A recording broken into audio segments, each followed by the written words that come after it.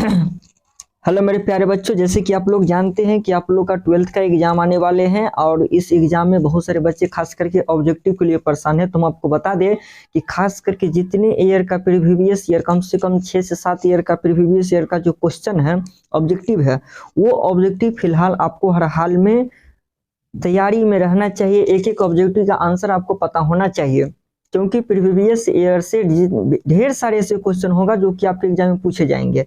खास करके 2023 में जो एग्जाम होने वाले हैं उसमें जो ऑब्जेक्टिव रहता है 70 नंबर, उसमें बहुत सारे ऐसे ऑब्जेक्टिव रहेगा जो कि आपको पीछे पूछा हुआ है।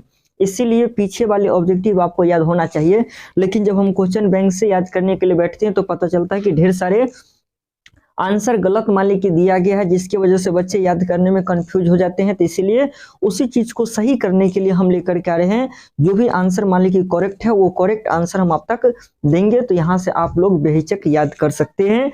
और ढेर सारे अगर मान लीजिए ऑब्जेक्टिव यहाँ से खास करके 5 से 6 ईयर का मान लीजिए ऑब्जेक्टिव याद कर लेते हैं तो आपको बहुत सारे ऑब्जेक्टिव ऐसे होंगे, 15 से 20 से 25 ऑब्जेक्टिव एग्जाम में ऐसे होंगे कि डायरेक्ट हम जितना आपको बता देंगे उतना ही में से रहेगा। इसीलिए आप लोग घबराइए नहीं, कहीं जाइए नहीं, वीडियो को जरूर पूरा देखने का प्रयास कीजिए। तो जैसे हम आज स्टार्ट करने जा रहे हैं 2022 का ऑब्जेक्टिव, और 2022 का ऑब्जेक्टिव में देखिए पहला क्वेश्चन कहता है कि intensity of electric field at a point. तो इंटेंसिटी यानी इलेक्ट्रिक फील्ड के लिए हमने फॉर्मूला ऑलरेडी बता चुके हैं कि ई बराबर यानी इलेक्ट्रिक फील्ड बराबर होता है फोर्स अपॉन टेस्ट चार्ज। यानी इलेक्ट्रिक फील्ड इंटेंसिटी का फॉर्मूला ही यही था कि it is equal to the ratio of force expressed by the test charge. तो वहीं ई बराबर मान ली कि फोर्स अपॉन टेस्ट चार्ज यानी चार्ज हो गया। तो इसी को कहने का मतलब हो गया कि यहाँ पर आप देख लीजिए कि ई बराबर क्या दिया, फोर्स अपॉन चार्ज, यानी डायरेक्ट फॉर्मूला है। यानी ए का क्वेश्चन नंबर फर्स्ट का जो सही आंसर है वो सही आंसर क्या हो गया, बी हो गया। अब देख लीजिए आपके सामने क्वेश्चन नंबर 2 है, कहता surface density of charge S. तो सबसे पहला कंडीशन के लिए फॉर्मूला होता है सरफेस चार्ज डेंसिटी का फॉर्मूला होता है charge by surface area. Surface density of charge यानी चार्ज डेंसिटी का फॉर्मूला होता है चार्ज बाय सरफेस एरिया। तो कहने का मतलब यानी क्यू बाई ए के रूप में। तो देख लीजिए डायरेक्ट फॉर्मूला दिया है क्यू बाई ए के रूप में। यानी क्वेश्चन नंबर 2 का जो सही ऑप्शन है वो सबसे सही ऑप्शन क्या हो गया, बी। क्वेश्चन नंबर 3 देखिए, capacity of spherical condenser as. यानी स्फेरिकल कंडेंसर के लिए जो मान लीजिए कैपेसिटर के लिए फॉर्मूला होता है वो फॉर्मूला होता है C equals to 4 pi epsilon naught into small r capital R by r minus r। यहाँ पे ये r जो हो गया तो ये r हो गया, मान लीजिए देख लीजिए capacitor of spherical condenser. Spherical condenser का मतलब हो गया कि सिलेंड्रिकल कैपेसिटर में आप लोग देख चुके होंगे कि इसमें यानी स्मॉल r जो हो गया वो हो गया इनर स्फीयर के लिए रेडियस, और कैपिटल R जो हो गया आउटर स्फीयर के लिए रेडियस। तो ये भी आपको डायरेक्ट फार्मूला है, कॉपी उठा करके देखिएगा, कॉपी में हमने पढ़ाए हुए हैं, ये डायरेक्ट फार्मूला हमने प्रूफ कर चुके हैं। यानी क्वेश्चन नंबर 3 का ऑप्शन सही ऑप्शन क्या हो गया, ए। अब कहता है कि 1 μ2 इज इक्वल टू, तो 1 μ2 इज इक्वल टू होता है μ2 अपॉन μ1। रिफ्रैक्टिव इंडेक्स के अकॉर्डिंग मान लीजिए आप लोग पढ़े हैं, रिफ्रैक्टिव इंडेक्स में पढ़े हुए हैं कि 1 यानी μ2 बराबर क्या हो जाएगा, μ2 अपॉन μ1 के रूप में 1 μ2 बराबर। यानी क्वेश्चन नंबर 4 का सही ऑप्शन क्या हो गया, ए हो गया। कहता है कि image form on retina as. यानी रेटिना पर जो इमेज बनता है वो कैसा होता है। तो रेटिना पर पड़ने वाले इमेज जो होता है वो रियल एंड इन्वर्टेड होता है, रियल एंड इन्वर्टेड होता है। क्वेश्चन नंबर 5 का सही आंसर क्या हो गया, बी। अब देखते हैं the magnification power of astronomical telescope. तो एस्ट्रोनॉमिकल टेलीस्कोप, गैलीलियन टेलीस्कोप जो पढ़ाए हैं तो उसमें भी हमने आपको बता दिए हैं कि मैग्नीफाइंग पावर जो होता है वो निकालना। तो मैग्नीफाइंग एस्ट्रोनॉमिकल टेलीस्कोप के लिए जो मैग्नीफाइंग पावर निकला हुआ है वो f0 minus f0 upon fe के रूप में निकल चुका है, आप लोग पहले से ही देख चुके हैं। तो यानी क्वेश्चन नंबर 6 का सही आंसर क्या हो गया, बी। देख लीजिए सारे के सारे हमने कॉपी में ऑलरेडी पहले से बता दिए हैं, लेकिन फिर भी कहने का तनु कंफर्म होने के लिए इसे एक बार देखना जरूरी है। क्वेश्चन नंबर 7 में कहता है कि विच of the following is the cause of formation of rainbow. कहता है कि रेनबो जो बनता है वो रेनबो किसके कारण मान लीजिए बनता है वो आपको बताना है।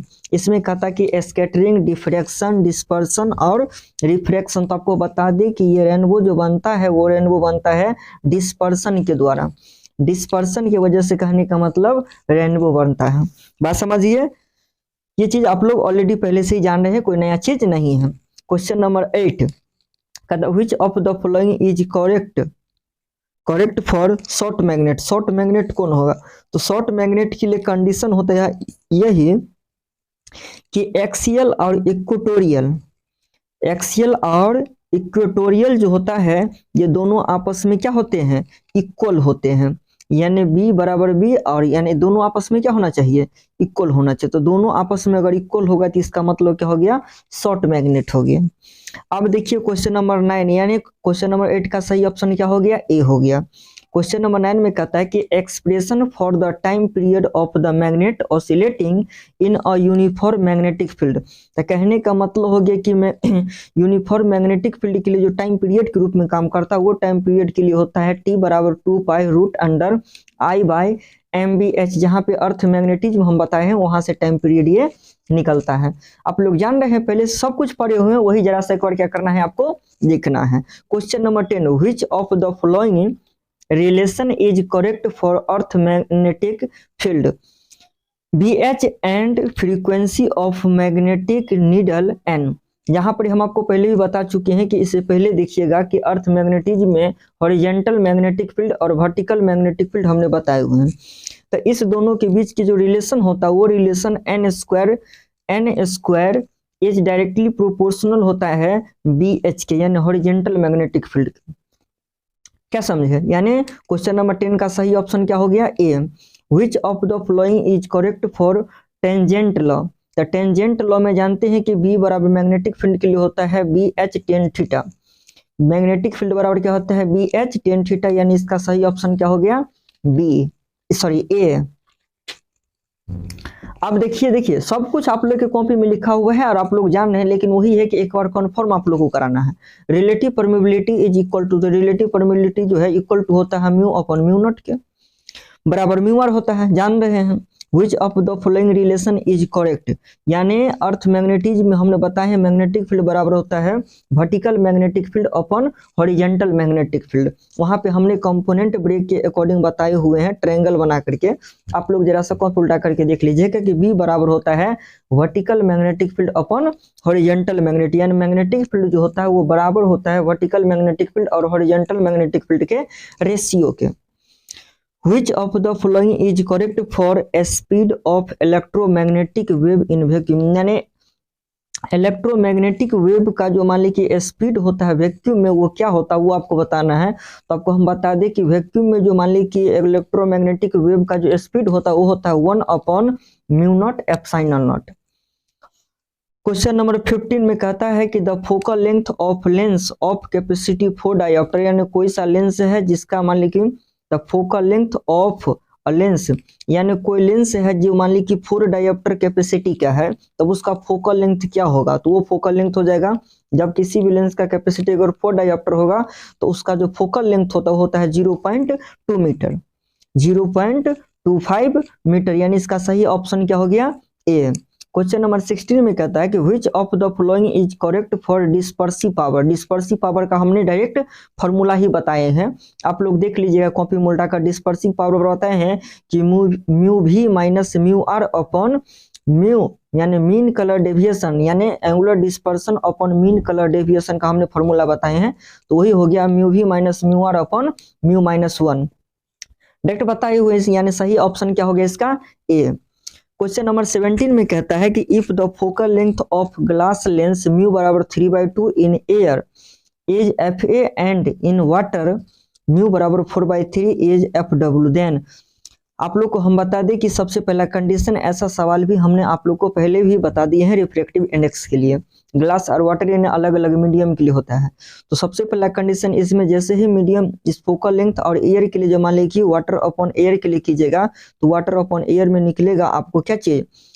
वाटर बराबर यानी refractive focal length of refractive यानी वाटर के लिए जो होगा वो होगा 4 एयर के, यानी 4 गुना बराबर होता है इसके। आप देख लीजिएगा यहाँ पर मान लीजिए जो है इसको मल्टीप्लाई करके ये आपको आसानी से निकल जाएगा, कोई दिक्कत नहीं है। कहता कि which of the following relation is correct for intensity of scattered light I and wavelength of light lambda, इन दोनों के बीच के कहने का मतलब रिलेशन कहता है बताने के लिए। तो आपको हम बता दें कि ये मान लीजिए कि स्कैटरिंग लाइट जो होता है यानी आई जो होता है ये इन्वर्सली प्रोपोर्शनल होता है 1/λ के पावर 4 के। यानी क्वेश्चन नंबर 18 का सही ऑप्शन क्या हो गया, डी हो गया। क्वेश्चन नंबर 19 में देखिए, which of the following is correct for charge on electron, यानी किसी भी इलेक्ट्रॉन पर जो चार्ज होता है तो उसका मान आप शुरू से ही जान रहे हैं कि 1.602 इंटू 10 के पावर -19 कूलम्ब होता है। कई बार आप लोग सवाल भी इस पर ढेर सारे बना चुके हैं, ये कोई नया चीज नहीं है। क्वेश्चन नंबर 20 में कह रहा है कि which of the following is the work function of sodium, यानी सोडियम के लिए जो वर्क फंक्शन होता है वो होता है phi naught equals to 2.55 electron volt. इसको याद करके रख लीजिएगा। Number of neutron in nucleus is, the number of neutron in nucleus, यानी न्यूक्लियस निकालने का जो है फॉर्मूला ही होता है, नंबर ऑफ न्यूट्रॉन्स निकालने का फॉर्मूला ही होता है किसी न्यूक्लियस में A-Z। आप लोग कई बार पढ़ चुके हैं, नहीं जानते फॉर्मूला ये। क्वेश्चन नंबर 22 में कहता है the expression for the real average power in an alternating current circuit is.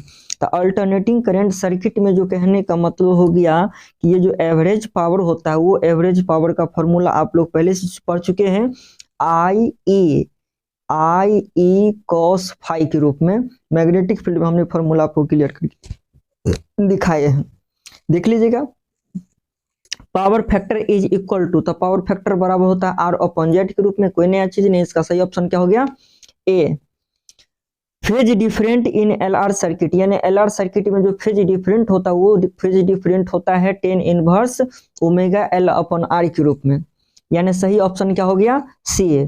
Transformation ratio in transformer is, यानी ट्रांसफॉर्मेशन रेशियो जो होता है वो होता है VS अपॉन, सबसे पहला कंडीशन हो गया ट्रांसफॉर्मेशन रेशियो, तो ये ट्रांसफॉर्मेशन रेशियो के रूप में क्या हो जाता है भाई, VS अपॉन VP, यानी सेकेंडरी और प्राइमरी की बात हो रहा है, तो VS upon VP। Question number 26 में कह रहा है कि dimensional formula of RC circuit, यानी RC के लिए कहने का मतलब डायमेंशनल फॉर्मूला क्या होता है, तो इसका मान ली कि जो है ऐसा यूनिट होता है सेकेंड इनवर्स, और सेकेंड इनवर्स यानी कहने का मतलब इसका डायमेंशनल फॉर्मूला क्या हो जाएगा, T inverse.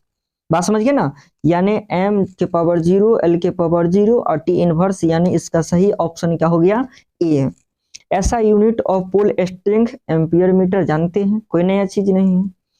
Work done in the deflection of a magnet in a uniform magnetic field is, देखिए वर्क डन मैग्नेटिक फील्ड के लिए फॉर्मूला ही होता है ना MB1 - कोस्टा, डायरेक्ट फॉर्मूला है, कोई नया चीज नहीं है। देखिएगा जहां पर टॉर्क बताए हुए वहां पर ये फॉर्मूला हम आपको बता चुके हैं, आप लोग जरा सा ध्यान पूर्वक खाली कर देख लीजिएगा। मैग्नेटिक फील्ड में द वैल्यू ऑफ B, यानी मैग्नेटिक फील्ड का वैल्यू पूछा जा रहा है, on the surface of the earth is, यानी अर्थ सरफेस पे जो मैग्नेटिक फील्ड का मान होता है वो कितना होता है। सबसे पहला कंडीशन बता दें कि डायरेक्ट अर्थ सरफेस पे टेस्ला के रूप में नहीं, गॉस के रूप में होता है, यानी इसका 1 गॉस होता है। मैग्नेटिक अर्थ सरफेस पे जो मैग्नेटिक फील्ड होता है वो होता है 1 गॉस, और 1 गॉस बराबर होता है 10 के पावर -4 टेस्ला। लेकिन आपको हम बता दें कि इसमें करेक्ट आंसर नहीं दिया हुआ है, 10 के पावर -4 आप देख लीजिए कि कहीं भी नहीं है। इसका करेक्ट आंसर होता है 10 के पावर -4 टेस्ला, लेकिन 10 के पावर -3 दिया हुआ है, 10 के पावर -5 दिया हुआ है। इन दोनों में से आप कोई सा टिक मार दीजिएगा तो चलेगा, क्योंकि करेक्ट आंसर इसमें दिया हुआ नहीं है। Electromagnetic moment of current carrying coil is, electromagnetic moment of current carrying coil is, तो M बराबर NIA हमने बता चुके हैं, जहां पर solenoid magnetic field due to solenoid में हमने पढ़ाए हैं। Electromagnetic moment of current carrying coil is M बराबर होता है NIA के फॉर्म में। कहता है कि which of the following is correct for galvanometer constant, तो गैल्वेनोमीटर कांस्टेंट C/NA/B के रूप में, सही ऑप्शन क्या हो गया, A। Resistance of ideal ammeter is, यानी आइडियल एमीटर के लिए जो रेसिस्टेंस होता है वो रेसिस्टेंस कितना होता है, 0, और वैसे भी हमने बता दिए हैं कि 0 वाले ऑप्शन में क्या करना है, 0 में ही टिक मारना है, खास करके फिजिक्स में।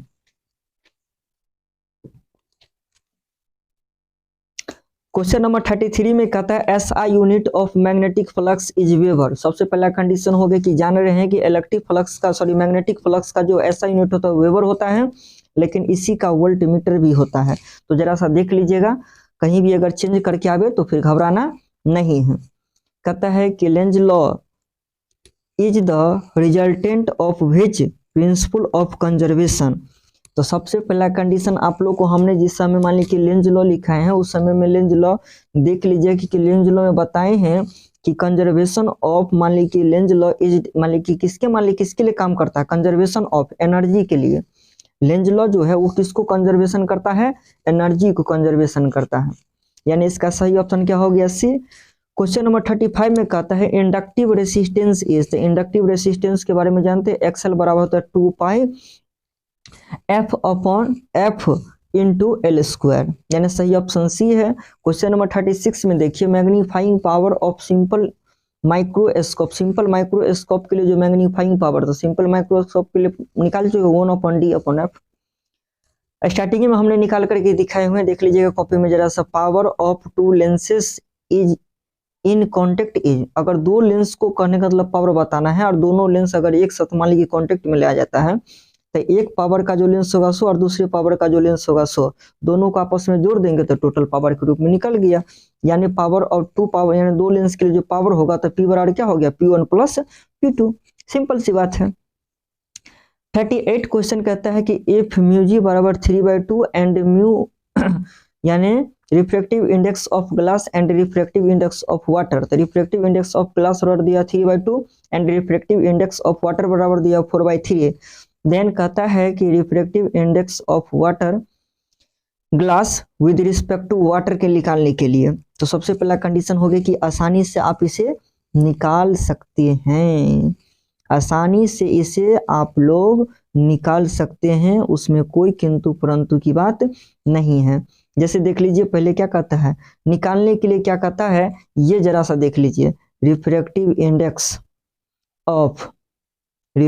Index of water with respect to, sorry refractive index of glass with respect to water. तो सबसे पहला अगर देखिए ना 3/2 और मान लीजिए कितना हो जाएगा 4/3, पलटी मारेंगे तो कितना 3/2 और 3/4, यानी कितना हो गया 9/8 के रूप में, यानी ऑप्शन नंबर क्या हो गया, सी। हमने एक क्वेश्चन इस प्रकार के कराया, सेम टू सेम क्वेश्चन हमने आपकी कॉपी में करवाए हुए, देख लीजिएगा 9/8 के रूप में होगा, same to same. Question number 39 में कहता है कि critical angle for glass is, यानी ग्लास का जो क्रिटिकल एंगल होता है 42 डिग्री, लेकिन ये आपको करेक्ट नहीं होता है, लगभग में होता है। Nature of electromagnetic wave is, यानी नेचर ऑफ इलेक्ट्रोमैग्नेटिक वेव जो होता है वो किस प्रकार के वेव होता है, ट्रांसवर्स वेव होता है, लॉन्गिट्यूडिनल वेव होता है। तो आपको हम बता दें कि नेचर ऑफ इलेक्ट्रोमैग्नेटिक वेव जो होता है वो ट्रांसवर्स वेव के रूप में काम करता है। अब देख लीजिए क्वेश्चन नंबर 41 में कहता है the refractive index of material of prism is, deviation through prism में हमने ये फॉर्मूला ही प्रूव करके आपको दिखाए हैं कि म्यू बराबर होता है साइन ए प्लस, देख लीजिएगा ये फॉर्मूला डायरेक्ट हमने आपको प्रूफ करके दिखाया, कोई इसमें किंतु परंतु, देख लीजिए डेविएशन थ्रू प्रिज्म 5 नंबर हमने वीवीआई भी किए हुए हैं और ये फॉर्मूला डायरेक्ट हमने प्रूफ भी किए हुए हैं और उम्मीद करेंगे कि आप सभी आदमी के पास ये प्रूफ याद है। Optical path is equal to, optical path जो होते हैं ये बराबर होते हैं refractive index into length of path के, जान रहे हैं डायरेक्ट फॉर्मूला, ये सब क्या है, याद करने वाला चीज है, कॉपी से मान लीजिए पूरे पूरे फॉर्मूला है खाली, ये भी फॉर्मूला अगर नहीं बनेगा तो इससे ज्यादा दुखद बात क्या हो सकता है। क्वेश्चन नंबर 43 में कहता है कि which of the following is not electromagnetic, इन सभी में से कौन इलेक्ट्रोमैग्नेटिक वेव नहीं, तो 7 इलेक्ट्रोमैग्नेटिक वेव हमने लिखाए थे, उन 7 में से देखिएगा कि साउंड वेव नहीं हो, सब के सब है, लेकिन कहने का मतलब हो गया कि ये साउंड वेव नहीं है, तो 7 अगर याद है तो 7 के अलावा अगर कुछ भी आएगा तो समझ जाना कि वो इलेक्ट्रोमैग्नेटिक वेव नहीं है, सिंपल सी बात है। तो साउंड वेव हो गया, साउंड वेव इलेक्ट्रोमैग्नेटिक वेव नहीं होता। क्वेश्चन नंबर 44 में कहता है कि critical angle for transparent medium diamond is, यानी डायमंड के लिए जो मान लीजिए क्रिटिकल एंगल होता है 24.41 डिग्री, याद करके रखिएगा इसको। Energy of photon is equal to, तो ई बराबर आप लोग प्लैंक्स कॉन्स्टेंट हमने बताए हैं रेस्ट मास, देखिएगा हाल फिलहाल में हमने बताए हैं कि ई बराबर होता है एचवी के रूप में, ई बराबर कोई दिक्कत नहीं है, intensity of a magnetic field H is equal to, तो B naught upon mu naught के रूप में होता, आप लोग जान रहे हैं, इंटेंसिटी के रूप में बताए हुए हैं। Question number 47, which of the following is correct for step of transformer. Transformer में दो कंडीशन आप लोग पढ़े होंगे, स्टेप ऑफ ट्रांसफार्मर और step down transformer.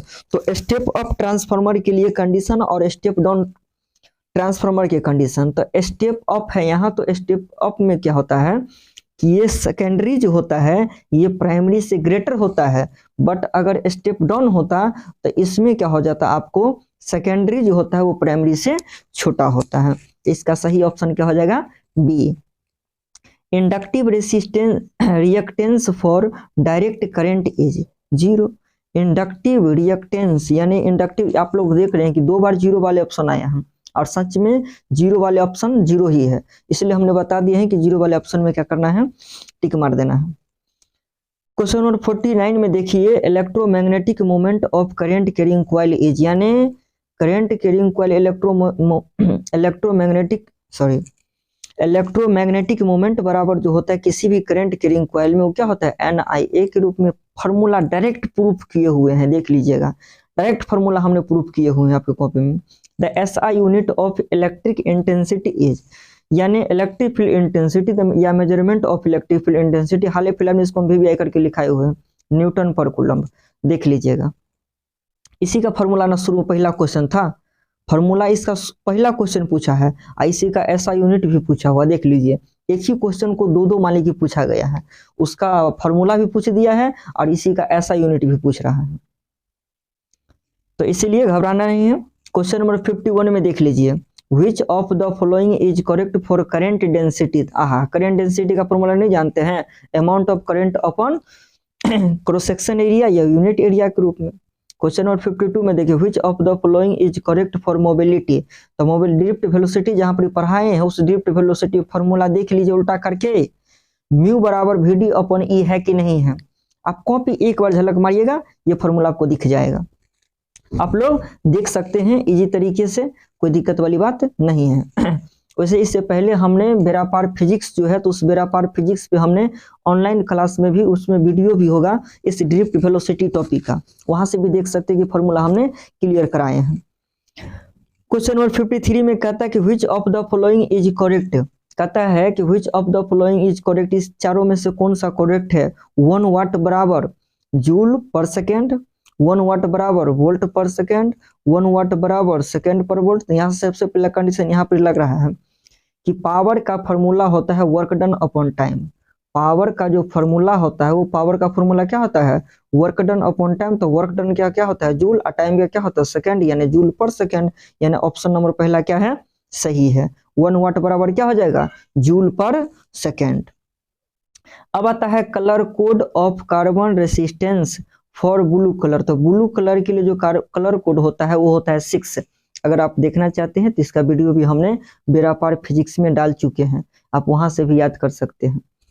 Colour code का सभी कलर का हमने सीरियल वाइज मालिकी बना करके उसमें दिखाए हुए हैं, तो वहां से भी आप लोग देख सकते हैं।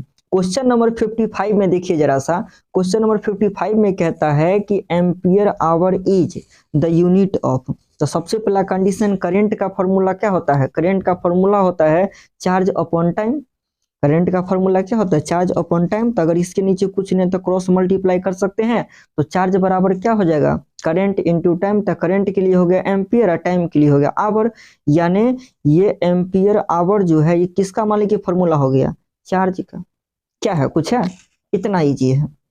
Which of the following is correct for Lorentz force. ये एफ बराबर, इसमें इलेक्ट्रिक फील्ड और मैग्नेटिक फील्ड दोनों काम करता है, इसीलिए एफ बराबर Q into electric field plus V into B के फॉर्म में होता है, जान रहे हैं। क्वेश्चन नंबर 57 में देखिए, the permittivity of free spaces. देखिए कई बार इस क्वेश्चन का जिक्र क्लास में हो चुका है कि परमिटिविटी एप्सिलॉन नॉट का मान कितना होता है। तो एप्सिलॉन नॉट का मान जानते हैं या नहीं पढ़े हुए हैं, एप्सिलॉन नॉट का मान कितना होता है सर, तो 8.85 इंटू 10 के पावर -12 फैराड पर मीटर। बहुत बार मालिक इस क्वेश्चन के बारे में जिक्र हो चुका है।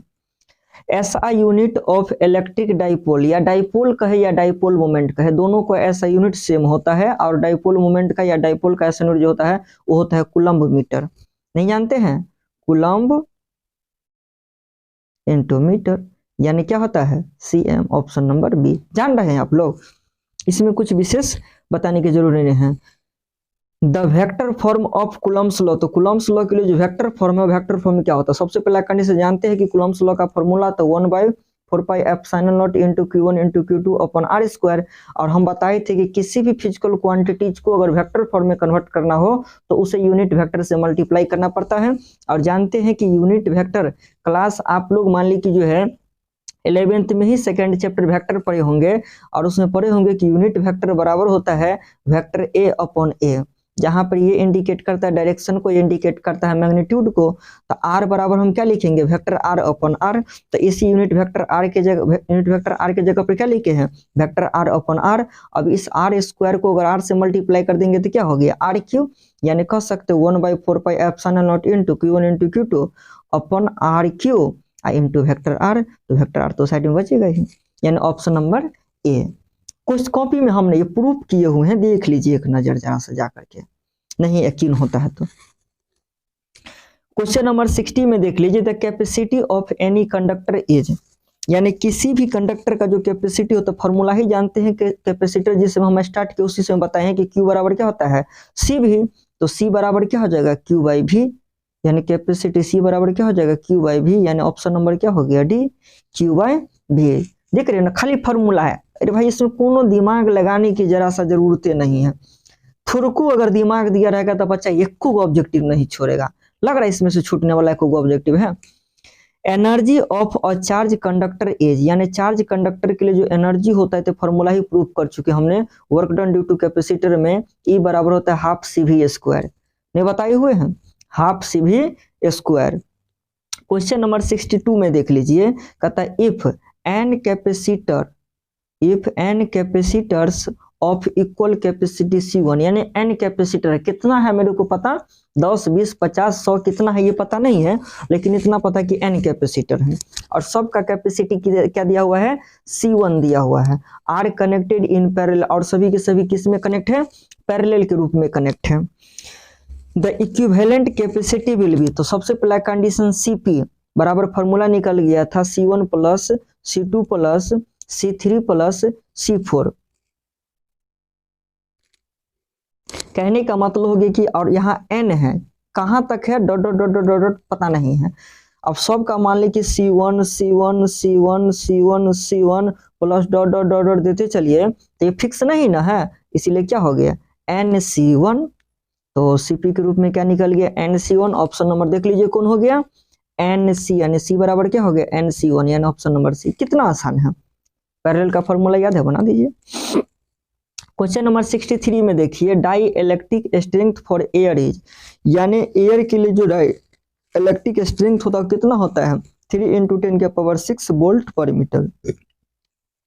बहुत इजी है, कोई दिक्कत नहीं है। विच of the following relation is correct for mass and energy? Mass energy के लिए आप लोग आइंस्टाइन के फॉर्मूला में जानते हैं कि E बराबर होता है mc²। इसी को ना पहले mc² बराबर E दे दिया है, बात तो वही है। जानते हैं ना कि चाकू तरबूज पे गिरे या तरबूज चाकू पे गिरे, कटेगा तो तरबूज। तो mc² बराबर E दे या E बराबर mc² दे, बात तो बराबर है। इसीलिए घबराना नहीं है, इसमें घबराने का कोई जिक्र नहीं है, सब कुछ तो वही चीज दिया हुआ है। थोड़ा सा घुमाता है, आप लोग घूम जाते हैं, लेकिन घूमना नहीं है मेरे प्यारे बच्चों। तो इसीलिए क्या हो गया? ऑप्शन नंबर C सही answer. Binary number of decimal number 18, यानी इसका क्या कहता है आपको निकालने के लिए बाइनरी नंबर। तो क्या बाइनरी नंबर निकालना हम आप लोग को नहीं सिखाए हुए हैं? अब देख लीजिए यहाँ पे 8 है, तो 8 का अगर बाइनरी नंबर निकालेंगे तो कितना हो जाएगा? सबसे पहला कंडीशन देख लीजिए, कितना से लगाएंगे? 2 से लगाएंगे तो कितना हो जाएगा? 4, कुछ नहीं बचा तो 0। फिर कितना से लगाएंगे? 2 से लगाएंगे, कितना हो जाएगा? 2, कुछ नहीं बचा तो 0। फिर 2 से लगाएंगे तो कितना हो गया? 1, कुछ नहीं बचा तो 0। देख पा रहे हैं? यानी इसको यहां से लिखना शुरू करेंगे तो 1 0 0 0, यानी कितना हो गया? देख लीजिए जरा सा, कौन सा आंसर हो गया? ए हो गया। 1 0 0 बाइनरी नंबर के रूप में है तो इसलिए क्या हो गया? 2। डेसिमल के रूप में होगा तो 10 और बाइनरी होगा तो 2। निकालना सिखा दिए हैं, कोई नया चीज नहीं है। सिंबल ऑफ नंड गेट, यानी नंड गेट का जो कहने का मतलब सिंबल झलक गया, आप लोग झलक गया। इसमें बताने की कोई ज़रूरत नहीं है सर जी, एकदम नहीं है मेरे प्यारे बच्चों, बताने की ज़रूरत, बताने का ज़रूरत पढ़ना भी नहीं चाहिए, क्योंकि ऑलरेडी हमने सारे के सिंबल आपके कॉपी में बता दिए हैं, पढ़ा दिए हैं। क्वेश्चन नंबर 67 में देखिए, the relation between half life time यानी T1/2 एंड डी के कॉन्स्टेंट एज, तो T1/2 डी के कॉन्स्टेंट बराबर 0.693 बाई लेमडा के रूप में होता है। इसे आप लोग याद करके रखिएगा। विच of the following is correct for alpha particle, यानी अल्फा पार्टिकल जो होता है वो अल्फा पार्टिकल करेक्ट किसके लिए है? इलेक्ट्रॉन के लिए, इलेक्ट्रोमैग्नेटिक रेडिएशन के लिए, हाइड्रोजन न्यूक्लियस के लिए या हीलियम न्यूक्लियस के लिए? तो अल्फा पार्टिकल खास करके किसके लिए होता है? हीलियम न्यूक्लियस के लिए काम करता है, समझ गए ना। विच of the following equation is correct, देख लीजिए ये वाले जरा से याद करके लिखिएगा। मान लीजिए जो है इसको मास और एटॉमिक नंबर और एटॉमिक मास के आधार पर इसी को जोड़ करके लिखा गया है। इसका ऑप्शन क्या हो जाएगा? A. Question number 70 and last question है, इसे जरा सा देखिए। कहता which of the following is the correct vector form of equation of Biot Savart law. तो बायोट-सेवार्ट लॉ में हमने पढ़ाए हुए हैं कि बी जो होता है ये डायरेक्टली प्रोपोर्शनल होता है, पता है? आईडीएल, हाँ आईडीएल, इसी का ना पढ़े थे? आईडीएल नहीं पढ़े थे? IDL sine theta, sorry IDL sine theta upon R square के रूप में। तो वही ना म्यू नॉट, इसी प्रोपोर्शनल के साइन हटा था तो कांस्टेंट के रूप में लगा था, म्यू नॉट अपॉन 4 पाई, यानी I D L into vector R, क्योंकि साइन क्रॉस प्रोडक्ट है ना, क्रॉस प्रोडक्ट में करने का मतलब ये नहीं लिखेंगे। तो यानी ऑप्शन ये वाले तो होने वाला नहीं है, क्योंकि इसमें एक्स्ट्रा आर है, आपको मिलना चाहिए क्या? आई डी एल के रूप में। तो यहाँ देख ले mu naught upon 4 pi into क्या हो जाता है? D L into R upon R की यूनिट वेक्टर के रूप में कन्वर्ट किया गया, कोई दिक्कत नहीं। Option number C direct formula है बायोट-सेवार्ट लॉ में, आप लोग एक नज़र देख लीजिएगा, कोई दिक्कत की बात नहीं है। तो मेरे प्यारे बच्चों, उम्मीद करेंगे कि ये 70 ऑब्जेक्टिव का कॉन्सेप्ट आपको क्लियर हो गया, और उम्मीद करेंगे कि आप लोग को याद भी हो गया होगा, क्योंकि ऑब्जेक्टिव एक सुंदर नजरिया से देखने का तरीका होता है। जैसे एक शॉर्ट वीडियो भी हमने बताए हैं कि ऑब्जेक्टिव को कैसे याद करना है। अगर अभी तक आप लोग नहीं देखे हैं तो उस वीडियो को जरूर जा करके देख लीजिएगा। और नेक्स्ट वीडियो में हम मिलेंगे आपसे, वो कहने का मतलब ये था 2022, अब हम नेक्स्ट वीडियो में मिलेंगे आपसे 2021 के साथ। तो मेरे प्यारे बच्चों, एवं प्रकार से अगर आप भी चाहते हैं, हाँ जितने सारे ऑब्जेक्टिव है सभी को अगर आप लोग ध्यानपूर्वक रखते हैं तो एग्जाम हॉल में देखिएगा, यही आपको लगेगा कि क्या सर बताए हैं, क्या बताए थे तरीका, जितना पढ़ा दिए उतना ही में से सब ऑब्जेक्टिव सब मिल गया, मजा आ जाएगा आपको। इसीलिए इसको हर हाल में क्लियर करना जरूरी है। कोई बच्चा धोखा से भी इसे इग्नोर मत करे, हम सभी से यही कहते हैं कि इसे इग्नोर न करे, इसे सीरियसली लेकर के वीडियो को देख लीजिए, पढ़ लीजिए, समझ लीजिए, ताकि एग्जाम हॉल में गलती न हो या एग्जाम हॉल में पछताना न पड़े। तो चलिए मेरे प्यारे बच्चों, आज के लिए इतना ही, पुनः फिर मिलेंगे नेक्स्ट वीडियो में। अगर आप लोग भी नेक्स्ट वीडियो पाना चाहते हैं तो इस चैनल को सब्सक्राइब कर लीजिए, लाइक कर लीजिए, जितना ज़्यादा से ज़्यादा हो सके दोस्तों तक शेयर कर लीजिए, ताकि और भी जो बच्चे हैं उसे कहने का मतलब इस वीडियो का फायदा मिल सके। तो पुनः फिर मिलेंगे नेक्स्ट वीडियो में, तब तक के लिए बाय।